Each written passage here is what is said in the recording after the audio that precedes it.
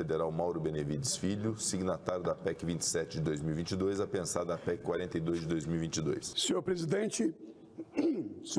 Rodrigo Pacheco, que conduz com aprumo e acerto inexcedíveis os destinos desta casa. Aliás, esta casa que tem o privilégio que o meu pai, Mauro Benevides, ocupou reiteradas vezes, inclusive como presidente do Congresso Nacional. Agradeço a oportunidade nesse momento, ao lado do senador Everton, muito obrigado pela presença.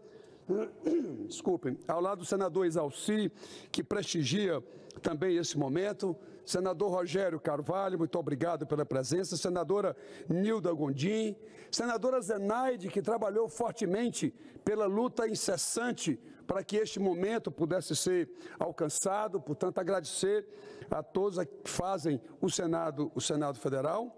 abraçar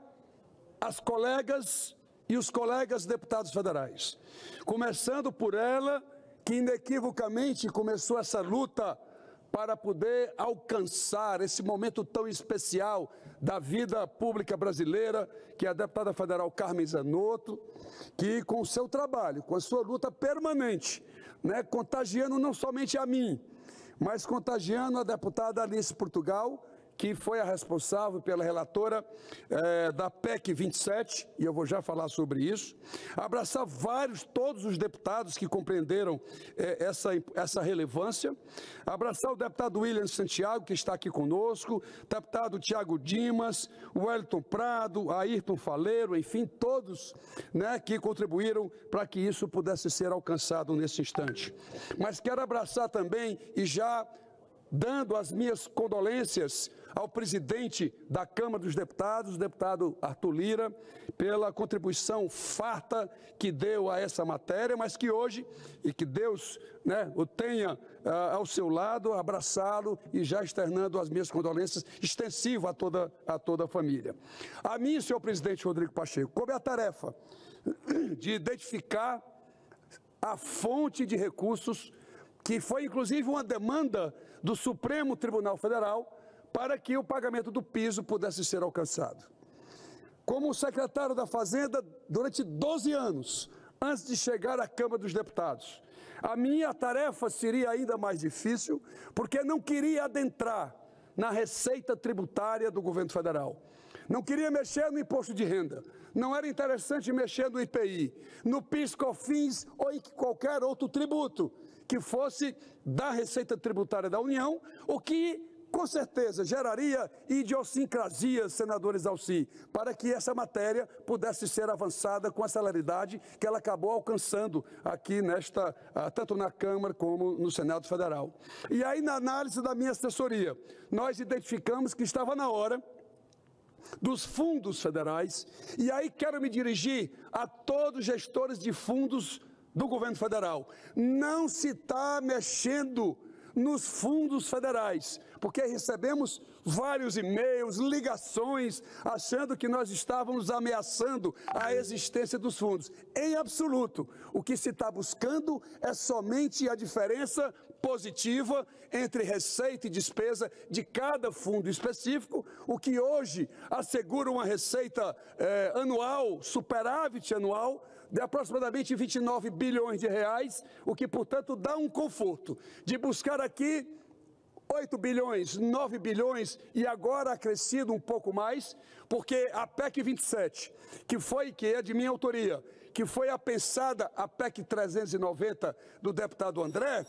esse fato é uma prática regimental para que nós pudéssemos apensar a tal PEC 27 na 390, e aí evitando aquele trâmite lá da Comissão de Constituição e Justiça, porque poderia durar um mês, 6 anos, essa PEC 390 é de 2014, portanto já com a CCJ analisada. Então, regimentalmente, nesse deputado Carmen, nós encontramos o apensamento da 27 na 390 para honra minha e de todos aqueles que acreditaram que o superávit financeiro poderia ser, sim, a fonte de recursos para cobrir esse pagamento. Além disso, nós tivemos, senhor presidente, 3 preocupações fundamentais. A primeira delas foi de obrigar a União, e o senador Marcelo Castro está nesse momento fazendo essa providência, de exigir do orçamento da União uma dotação específica para que nós pudéssemos visualizar os valores que seriam repassados para os estados, municípios, entidades filantrópicas, a própria União e mais. E aí, se for um trabalho, deputada Carmen, deputada Alice também trabalharam fortemente, quero lembrar aqueles hospitais que mesmo sendo privados, mas contratualizados com o setor público e que atendem na sua ambiência um mínimo de 60% pelo Sistema Único de Saúde, quero lembrar que eles também estão contemplados nesta PEC, hoje, Emenda Constitucional 127, para poder, portanto, dar essa tranquilidade a toda a enfermagem brasileira. Conheço que o senador Exalci tem também uma proposta nesta casa de desoneração de folha, e eu compreendo todo o trabalho que vem sendo feito. Essa matéria, portanto, a emenda 127 vai ao encontro na preocupação que o senador tem exatamente para poder, desde que criado o critério dos 60%, eles, portanto, passam a fazer parte dessa matéria. Aliás, eu até posso adivinhar, e trocava ideias, deputada Carmen, deputada Alice, com o senador Exalci, quem sabe que esses hospitais privados não comecem a trabalhar, ampliar o seu atendimento, que hoje pode ser de 30 e 40, que eles comecem a atender mais pacientes pelo Sistema Único de Saúde, para que eles possam, no médio prazo ou no curto prazo, ou no longo prazo, eles possam, portanto, também se qualificarem para estarem inseridos nos critérios que foram estabelecidos nessa PEC 27 e hoje, emenda constitucional, na PEC 27, hoje, emenda constitucional 127. E teve uma terceira preocupação, senhoras deputados, senhores senadores, senhoras e senhores senadores. Os prefeitos me ligaram muito, preocupados com o aumento do gasto de pessoal e aí descumprir a exigência da Lei de Responsabilidade Fiscal, que estabelece um percentual máximo nos municípios de 54% do gasto de pessoal sobre receita corrente líquida. Até isso, o senhor presidente Rodrigo Pacheco, a quem agradecemos sistematicamente o seu empenho, lá na PEC está explicitado o seguinte: o adicional de despesa que vai ser feito com o pagamento do piso da enfermagem, eu vou dar um exemplo, vamos dizer que o município A, que está aumentando a sua despesa em 1 milhão,